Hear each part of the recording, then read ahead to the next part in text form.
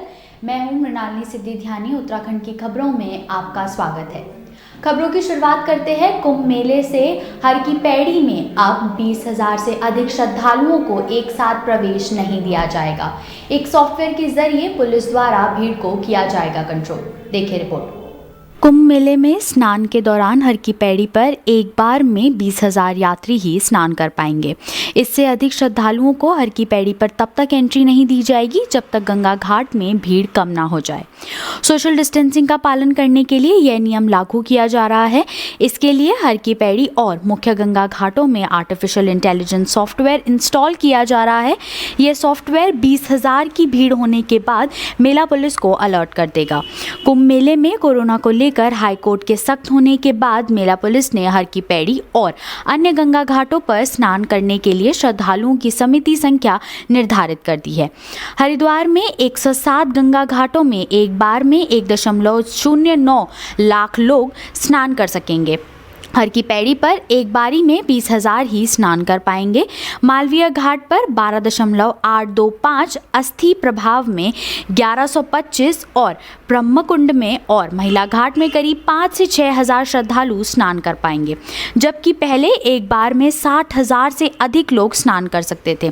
लेकिन इस बार कोरोना के कारण सोशल डिस्टेंसिंग का भी पालन करना है, इसलिए यह नियम लागू किया जा रहा है। इसके लिए आर्टिफिशियल इंटेलिजेंस सॉफ्टवेयर भी कैमरों में इंस्टॉल किया जा रहा है। यह नई तकनीक है जिससे पुलिस को भीड़ की संख्या का पता लग जाएगा। आज से किसानों के लिए शुरू होगा 3 लाख का ब्याज मुक्त वितरण। सीएम त्रिवेंद्र सिंह रावत का कहना है कि किसान से किए गए वादों को प्रदेश सरकार पूरा करेगी। उत्तराखंड के किसानों के लिए 3 लाख का ब्याज मुक्त ऋण वितरण शनिवार से शुरू होगा। मुख्यमंत्री त्रिवेंद्र सिंह रावत ने रेस कोर्स स्थित बन्नू स्कूल परिसर में इस योजना का शुभारंभ किया।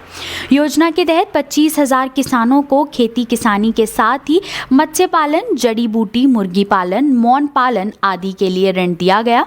प्रदेश भर में 100 स्थानों पर एक साथ ऋण वितरण कार्यक्रम किया गया। निबंधक सहकारी समितियों BM मिश्र ने बताया कि 6 फरवरी को दीनदयाल उपाध्याय सहकारिता किसान कल्याण योजना के तहत 3 लाख रुपए का ब्याज रहित ऋण वितरण का शुभारंभ किया गया। मुख्यमंत्री ने इस योजना का आगाज किया। एक ही दिन में 100 स्थानों पर 25,000 लोगों को कृषि के साथ कृषि उपकरणों, मत्स्य पालन, जड़ी बूटी उत्पादन, मुर्गी पालन, मौन पालन के लिए ऋण वितरण किया गया। दीनदयाल उपाध्याय सहकारिता किसान कल्याण योजना के अलावा कार्यक्रम में प्रदेश की 200 बहुउद्देश्य कृषि ऋण सहकारी समितियों को कंप्यूटराइजेशन के लिए हार्डवेयर भी वितरित किए गए। सहकारी समितियों के कंप्यूटराइजेशन पर लगभग 40 करोड़ की राशि व्यय की गई है। इसमें 25% धनराशि राज्य सरकार के माध्यम से दी गई है। मार्च 2021 तक प्रदेश की सभी सहकारी समितियों का कंप्यूटराइकरण करने का लक्ष्य रखा गया है। उत्तराखंड देश का पहला ऐसा राज्य है जहां प्रदेश की सभी बहुउद्देश्य कृषि ऋण सहकारी समितियां कंप्यूटरीकृत होंगी। ये किसी के पास इस बात का जो ये आंदोलन कर रहे हैं, कोई ये नहीं बता सकता कि ये कानून किसानों के लिए किस तरह से नुकसानदेह है।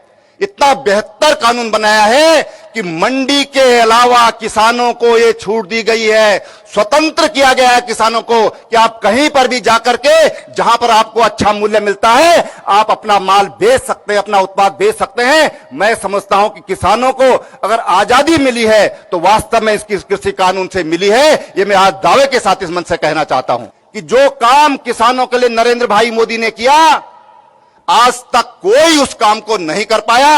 अगर किसी ने प्रयास किया था तो प्रोफेसर स्वामीनाथन ने किया था, और स्वामीनाथन के सपनों को अगर साकार करने का काम किया है, उनकी सिफारिशों को अगर किसी ने जमीन पर लाने का काम किया है तो नरेंद्र दामोदर दास मोदी ने किया है। और इसलिए नरेंद्र भाई मोदी पर कोई भी उंगली नहीं उठा सकता। प्रदेश में केंद्रीय बजट पर आज से भाजपा का धन्यवाद कार्यक्रम शुरू होगा। इसे 20 फरवरी तक चलाए जाने की उम्मीद की जा रही है। देखिए रिपोर्ट। भारतीय जनता पार्टी प्रदेश भर में शुक्रवार से 20 फरवरी तक धन्यवाद कार्यक्रम आयोजित करेगी। ये कार्यक्रम हर जिला केंद्रों पर होंगे। कुछ दिन पूर्व भाजपा प्रदेश महामंत्री संगठन अजय कुमार प्रदेश पदाधिकारियों और जिला अध्यक्षों संग वर्चुअल बैठक की।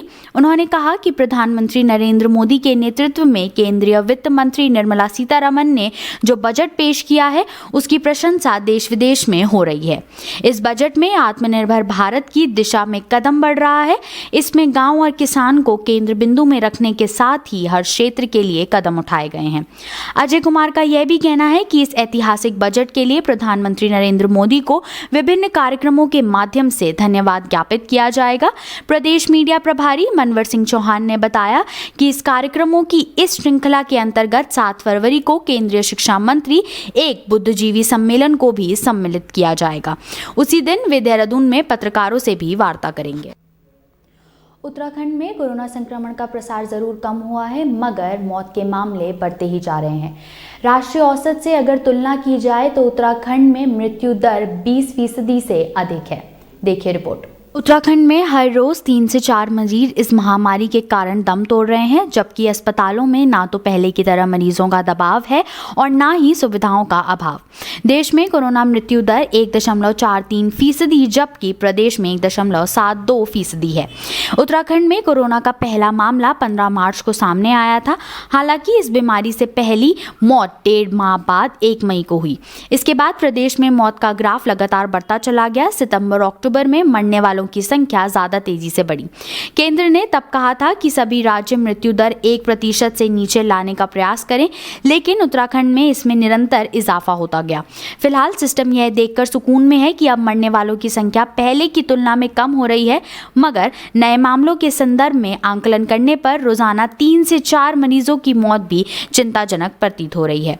अधिकारियों को इस पहलू पर अनिवार्य रूप से विचार करना चाहिए कि दिसंबर अंत से अब तक कोरोना के नए मामले 1/4 रह गए हैं, जबकि मौत का आंकड़ा उस मुताबिक नहीं घटा है।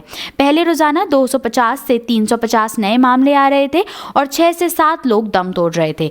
अब 50 मामलों में सापेक्ष 3 से 4 मरीजों की हर दिन मौत हो रही है।